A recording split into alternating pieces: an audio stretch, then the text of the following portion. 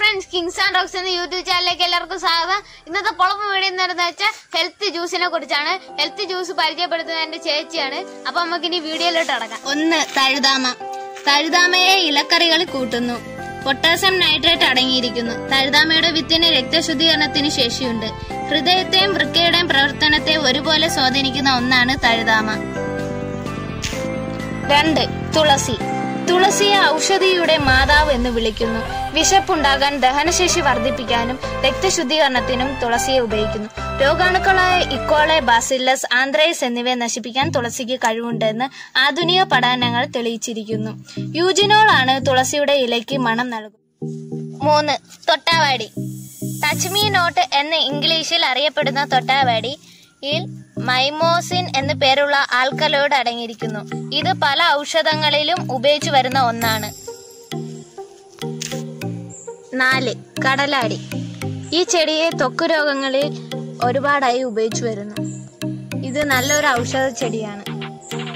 പിക്കിലി ചാർ flower എന്നാണ് ഇതിനെ ഇംഗ്ലീഷിൽ അറിയപ്പെടുന്നത്. കുടങ്ങൽ. കുടങ്ങലിലെ ഇലയും തണ്ടും ഔഷധത്തിനായി ഉപയോഗിക്കുന്നു. ദഹനശേഷി വർദ്ധിപ്പിക്കുവാൻ ഉത്തമമായി ഉപയോഗിക്കുന്ന ഒന്നാണ്. 6. ഈ ചെടിയുടെ പേരാണ് വിഷപച്ച. 7. മുക്കുറ്റി. മുക്കുറ്റി ദശപുഷ്പങ്ങളിൽ ഒന്നാണ് ഇത്. ഇത് ഔഷധങ്ങളിൽ വളരെ പ്രാധാന്യം അർപ്പിക്കുന്ന ഒന്നാണിത്. 8. കല്ലുരുക്കി. മൂത്രസംബന്ധമായ എല്ലാ രോഗത്തിനും ഈ കല്ലുരുക്കി വളരെ പ്രധാനമാണ്. 9. പൂവാങ്കുരുന്ന്. ഇത് മുക്കുറ്റിയെ പോലെ തന്നെ ദശപുഷ്പങ്ങളിൽ ഒന്നാണിത്. ചൊറിയണം എന്നറിയപ്പെടുന്നെങ്കിലും ഇത് നല്ലൊരു ഔഷധമാണ്. ഇലക്കറികളിൽ കൂട്ടത്തിൽ പെടുത്താവുന്ന ഒന്നാണ് ആനച്ചൊറിയണമെന്നറിയപ്പെടുന്ന ഈ ചൊറിയണം. ഇത് നമ്മുടെ പറമ്പുകളിൽ ആവശ്യം പോലെ കാണുന്ന ഒരു ഇനമാണ്. 11. കുന്നി. കുന്നി വളരെ ഔഷധ ഗുണമുള്ള ഒരു ചെടിയാണ്. ഇതിന്റെ വേരുകൾ അതിമധുരമായി ഉപയോഗിക്കാറുണ്ട്. അങ്ങാടിക്കടയിൽ ഇത് കിട്ടുന്ന ഒന്നാണിത്. കുന്നിക്കുരു ഇതിന്റെ കായാണ്. 12. കുരുമുളക്. കുരുമുളക് വളരെ ഔഷധമുള്ള ഒരു ചെടിയാണ്. 13. പന്നൽ എന്നറിയപ്പെടുന്ന ഒരു ഇനം ചെടിയാണിത്. ഇത് നമ്മുടെ കോൺക്രീറ്റ് ഇട്ട പ്രദേശങ്ങളിൽ പായലിനോടൊപ്പം വളർന്നു വരുന്ന ഒരു ചെടിയാണ് ഇത്, പന്നൽ. ഈ ചെടി പൂവാങ്കുരുന്നിനും സാദൃശ്യമുള്ള ഒരു ഔഷധ സസ്യമാണ് മുയൽ ചെവിയൻ. 15. വയനയില. ഔഷധ ഗുണമുള്ള ചെടിയാണിത്. ഈ സസ്യത്തിന്റെ പേരാണ് ഞവര അഥവാ പനിക്കൂർക്ക. ഔഷധ ഗുണമുള്ള ചെടിയാണിത്. എല്ലാവർക്കും അറിയാവുന്ന ചെടിയാണ്. തുമ്പ. ഇല മുതൽ വേര് വരെ ഉപയോഗിക്കുന്ന ഔഷധം. തുമ്പ ഓണക്കാലത്ത് വളരെ സുപരിചിതമായ ഒരു ചെടിയാണ്. കുട്ടികളിലെ പല അസുഖങ്ങൾക്കും തുമ്പ ഉപയോഗിക്കുന്നു.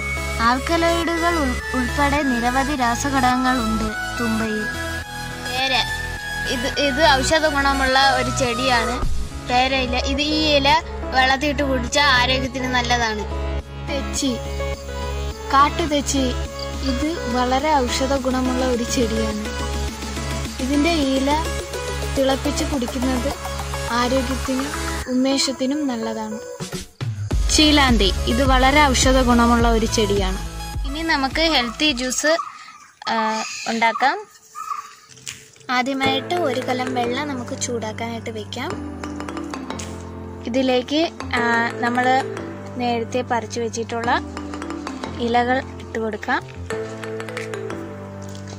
തിളയ്ക്കുന്ന വരെ നമുക്കിത് അടച്ചു വെച്ചേക്കാം. വെള്ളം തിളച്ചോന്ന് നോക്കാം. തിളച്ചിട്ടില്ല, ചൂടായി തുടങ്ങിയിട്ടേ ഉള്ളൂ.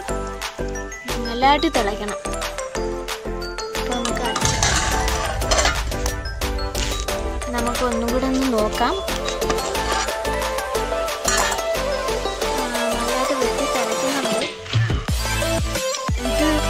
നല്ലതായിട്ട് വെട്ടി തിളയ്ക്കണം. ഉടനെ ഇറക്കരുത്. ഇത് നമ്മൾ ഞവര, പനിക്കൂർക്കയുടെയൊക്കെ നീര്, ചീലാന്തി, വിഷപ്പച്ച അതിൻ്റെ എല്ലാം നീര് നല്ലതായിട്ട് ഇറങ്ങണം, എന്നാലേ ഈ വെള്ളത്തിന്റെ ആ ഗുണം കിട്ടത്തുള്ളൂ. നമുക്കത് അടച്ചു വെക്കാം. ഇത് ഒരുവിധം നല്ലതായിട്ട് തിളച്ചിട്ടുണ്ട്. ഇനി നമുക്കത് വേറൊരു പാത്രത്തിൽ ഒഴിച്ച് തണുക്കാനായിട്ട് വെക്കാം. നമ്മുടെ ഹെൽത്തി ജ്യൂസ് ഇവിടെ തയ്യാറായിട്ടുണ്ട്. ഒരു ലൈറ്റ് റെഡിഷ് കളറായിട്ട് വരും. ഇത് നമ്മൾ വേറെ ഗ്ലാസ്സിൽ ഒഴിച്ച് കാണിച്ചു തരാം. ഇതായിരിക്കും നമ്മൾ ഇത് ചെയ്ത് വരുമ്പോഴത്തേക്ക് അവസാനമായിട്ട് കിട്ടുന്ന റിസൾട്ട്. ഇതാണ് ഞാൻ പറഞ്ഞ ഹെൽത്തി ജ്യൂസ്. അവങ്ങനെ കുടിച്ചു നോക്കാം.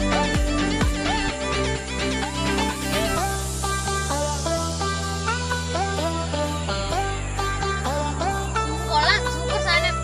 നിങ്ങളെല്ലാരും ഇത് ട്രൈ ചെയ്യണം. ഞാൻ അതിലെല്ലാം കൊടുത്തിട്ടുള്ള ഏതെങ്കിലും കുറഞ്ഞ ഒരു 6 ചെടിയെങ്കിലും നമ്മൾ യൂസ് ചെയ്യണം ഡെയിലി. നമ്മൾ 1 മന്ത് യൂസ് ചെയ്താൽ കറക്റ്റ് റിസൾട്ട് ആയിരിക്കും ഉണ്ടായിരിക്കുന്നത്. ഗ്യാസ് ട്രബിൾ, അസിഡിറ്റി ഇതെല്ലാം മാറിക്കിട്ടും. പിന്നെ അതിലുള്ള മെയിനായിട്ടുള്ളതെന്ന് പറഞ്ഞാൽ കുടങ്ങൽ, അതെല്ലാം നല്ല ഒരു ഹെൽത്തി ആയിട്ടുള്ള ഒരു ഔഷധമാണ്. നിങ്ങളെല്ലാവരും ട്രൈ ചെയ്യണം. അപ്പോൾ ഫ്രണ്ട്സ്, നമ്മളിനി അടുത്ത പൊളമ്പ് വീഡിയോ ആയിട്ട് വരുന്നതായിരിക്കും. Thanks for watching.